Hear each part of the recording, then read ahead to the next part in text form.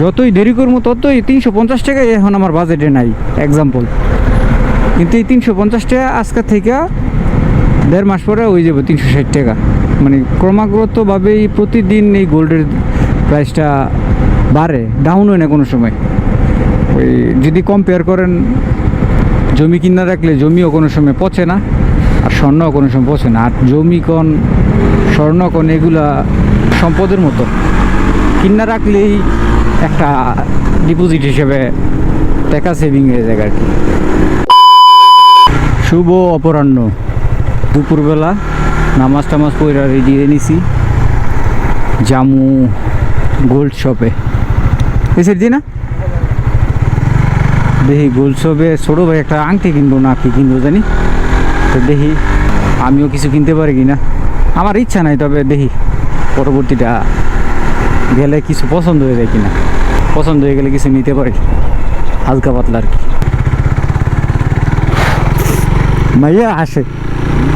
মাইয়ারা আসে লাভিবে দেখলে কিছু কইতো না, লাভিবে দেখলে আর খুশিও। তো গোল্ডের শপে যেমন আজকে হানিফা শপিং মল, গোল্ডে ওইখান থেকে গোল্ড নেওয়া ভালো। সবাই আমাদের বাংলাদেশি কোন ইন্ডিয়া কোন সবাই হানিফা থেকে গোল্ড ক্রয় করে আর কি।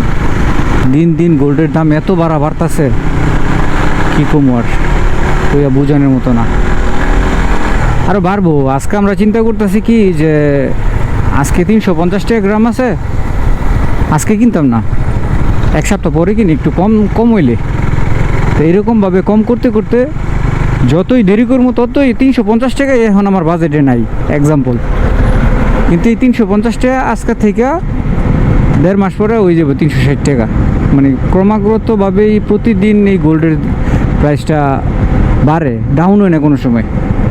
ওই যদি কম্পেয়ার করেন, জমি কিনা রাখলে জমিও কোনো সময় পচে না, আর স্বর্ণও কোনো সময় পচে না। আর জমি কন, স্বর্ণ কন, এগুলা সম্পদের মতো, কিনা রাখলেই একটা ডিপোজিট হিসেবে টাকা সেভিং হয়ে যায় আর কি। জীবনে অনেক টাকা অনেক দিয়ে ভাঙছি, কিন্তু কোনো সেভিং করার ইচ্ছেই নেই, বা সেভিং করতে পারলেও করি নেই। চিন্তা করি এই টাকাটা সেভিং করবো, এখন আমার যদি ইমার্জেন্সি টাকা প্রয়োজনে পামো কই। মনটা স্থির রেখা যদি সেভিং করতে পারি তাহলে হেঁটে হইলে সবচেয়ে বড় বিষয়। আর মনেই তো স্থির করতে পারি না, ভাবি যে টাকার আজকে দরকার, কালকে দরকার, প্রতিনিয়ত টাকার দরকারই। আমারই তো ধৈর্য ধরে না 2 চাকা লইয়া একটু দাঁড়াইতে। আর হেরা কত সময় নিয়ে প্রাইভেট চালায়। আজকে যে ওয়েদার, কোনো রোদ নাই, বৃষ্টি নাই, বাতাস নাই, রোদ বৃষ্টি বাতাস কিছুই লইতেছে, গরম। এত জ্যাম হইলে আর সারাদিন যাইব কেমনি? জ্যাম হওয়ার তো কারণই দুপুরবেলা খাওয়ার লেগে সবাই বাড়িছে না। দুপুরবেলা, বিকেলবেলা, সকাল 10টা বাজে, এইগুলো টাইমে সবসময় একটু জ্যামটা বেশি হয়। অনেক ধৈর্য লাগবো বাইক চালাইতে গেলে।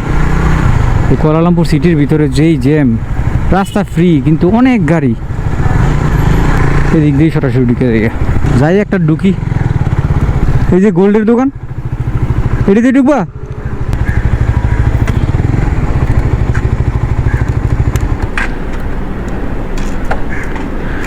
অবশ্যই সাহেব বললাম, মসজিদ ইন্ডিয়া, হানিফা মার্কেট, সব আশেপাশে সব হইল গোল্ডের দোকান, ডাইনে বামে সব গোল্ডের দোকান। একটাতে ঢুকি আসতে করে ঢুকে দেখি কী করা যায়। এই যে আমাদের নায়ক, তার জন্য কাল থেকে জানি আংটি কিনতেছে, দেখি। প্রথমে যাই ওনারা বলতেছিলাম যে ছেলেদের ব্রেসলেট দেখান তো, আর ব্রেসলেটগুলো আমার হাতে কোনটা বানাইবো এগুলি বলতেছিলাম। তো উনিও খুঁজতেছিল, ইন্দা রহমানে তার চেহারাটা দেখতেছিল কত সুন্দর। আইসি ওনার লেগা দেখি, আইসি হঠাৎ করে দেখি পছন্দ হয় না, পছন্দ হয়ে যায় গ্রাম বেশি, চিকন ভালো লাগে, এটা তো ঠিক আছে। উনি আমার বলতেছিল যে চিকন দিব না মোটা দিব, তাহলে আমি বলছি যে আমার হাতে কোনটা ম্যাচিং হয় ওই রকমই দেন। তো উনি 7 গ্রামও বার করছে, 16 গ্রামও বার করছে, তবে আমার 16 গ্রামটা পছন্দ হয়েছিল। 16 গ্রাম গোল্ডের মূল্যই ছিল 5,900 রিঙ্গিত, যা বর্তমান বাজার মূল্য প্রায় 1,40,000। আবার যদি মজুরি ধরেন, মজুরি হিসাবে অ্যাকুরেট পরে প্রায় 1,50,60 মতো। তো ওনার বলছিলাম যে মজুরিটা একটু কমায় রাখেন, আমি নিয়ে যাই।